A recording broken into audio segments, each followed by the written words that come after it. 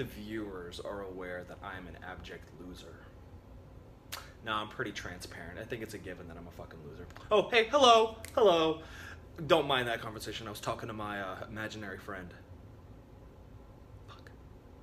Anyway, so this is the 4th installment, stage, form, what have you, of the Journey series. I'm not gonna say this is the final video, because I'm probably gonna have like a 5th form later on down the line, probably when I'm back to being fat. But we've gone over Tubby Mario. We went over emaciated Mario. The last one was skinny fat Mario. Now we're gonna go through acceptable Mario. Now, what do I mean by acceptable?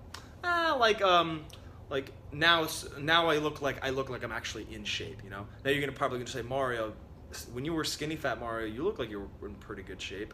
I have different standards for myself, so no. By acceptable, I mean, like, yes, you are now accepted by the fitness community because you actually look like you lift weights or you work out for once in your life. So, without further ado, acceptable Mario.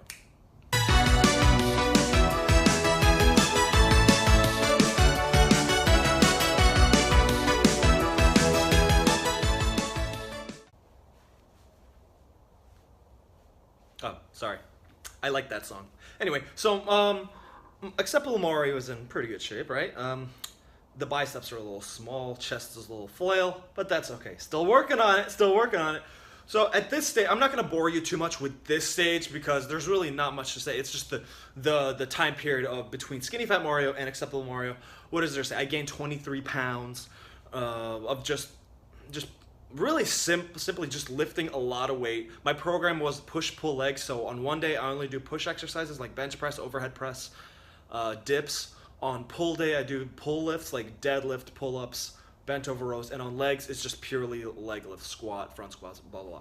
So I did that for like 5 months and just eating my brains out. Now I wasn't like going like, oh, 5,000 calories a day. That's a lot. I was eating about 250 calories above my maintenance. So I found out roughly what my maintenance was. Excuse me. And I added about 250 calories from there. And I was still, at this point though, what changed was I wasn't tracking my calories and macros to like the upteenth. So it wasn't like I needed exactly that amount. I was actually rounding it out. I was just like, well, it's close enough to what I need, so I guess that's what I'm gonna go with. So there was never a day where I was going under, and there was never a day where I was going like well over. If I was going over, it was only by like 50 to 100 calories, which isn't so bad because at that stage I was going through recomposition where I was filling my body out with lean body mass in pockets of my body where there wasn't really a lot of lean body mass. You can do the same. So I still track my calories to this day. Like I can go back to 2 years ago on this day and find out what I ate. It's habitual. And I know you're gonna say, "Wow, you loser! You track your food, you track your calories." Yes, I do. Okay, yes, I do. I am a loser. Why am I yelling? I just feel like it feels nice to be in control of something like eating. I don't want to say nutrition because I eat like dog shit. I eat a lot of shit, not literally. Maybe a little bit. No, I'm joking. So, yeah, I don't really worry about, oh, it's healthy. Healthy is a very relative term, so I'm not going to get into that.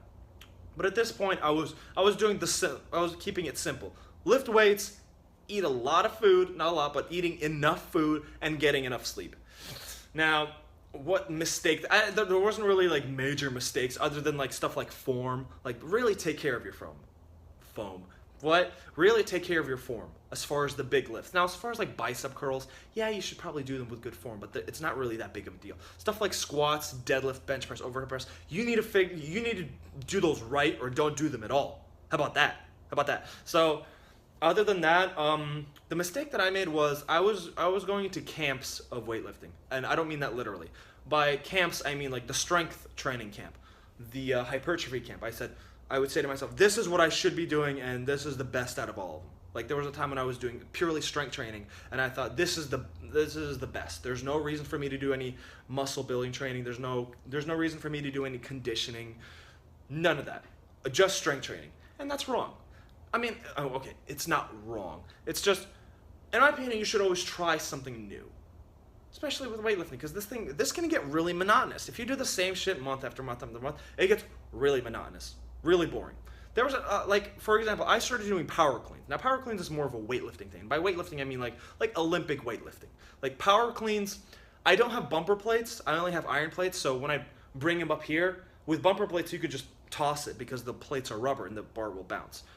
I have iron plates, so when I bring it up here and I can drop it, I'm not gonna break my own shit. So I would have to catch it here to my hips and lower it down.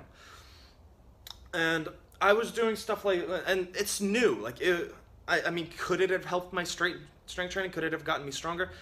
Maybe, but it was just, I really like doing them. They were fun. I was doing new lifts, like front squats.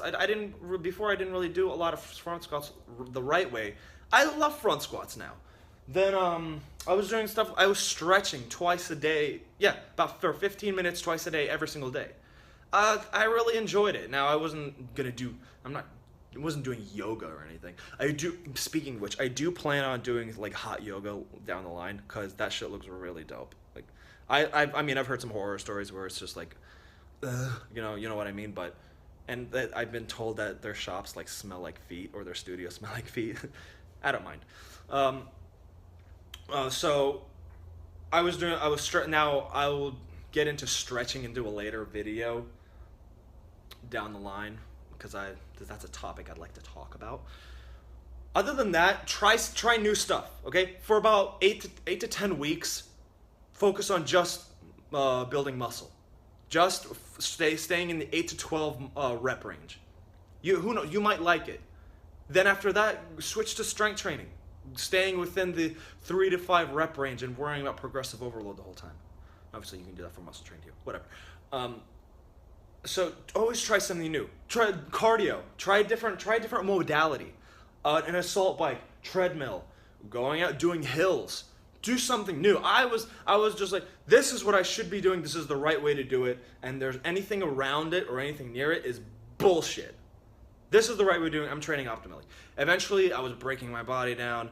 It took me, I couldn't even recover. I had to take deload weeks off, where I only lifted at like 50% because I needed my body to recover. Or it was just getting so boring. So what I'm saying is, try new shit. There's the fitness industry, and just live. I don't like saying exercise. Like, we're gonna exercise today. What is this, the 50s? But in exercise in general, there's so many different modalities that it shouldn't really be boring, unless you're just an abject curmudgeon and you just hate exercise in general. Do what you want. I don't care. But if you're actually gonna get into this, just find out what you like, but know that there's a line between what you like and what's optimal. So just try to find the middle ground between what's gonna work and what's fun, and just try to meet in the middle there. Other than that, yeah, there's really not like, I mean, all I did was eat, lift, and sleep. That's really it. Obviously, I was training clients and everything. Yeah, this was around the time where I learned a lot about the lifts, training.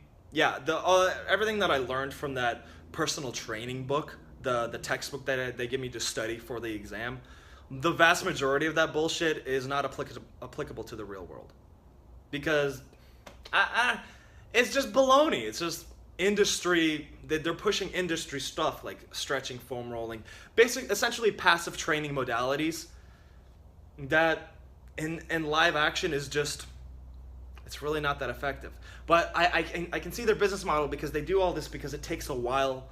It takes a really long time for it to take effect. So you're gonna have your clients for much longer, so you're gonna make more revenue. From a business standpoint, that makes sense. I don't like to see it that way, because money is of no consequence to me. Like, if I could do this, if I could train people for free and still live leisurely, I would do it. Like, because I love doing it. So I'm gonna train my clients optimally. So other than that, there's really not much to talk about with this stage. Just have fun exercising. Have fun training, because you are training after all. That is also another video that will be done later on. And dude, just do. It's really simple. I can't explain to you how simple it is. Losing weight or building muscle. Eat enough food for your goals. Train and sleep.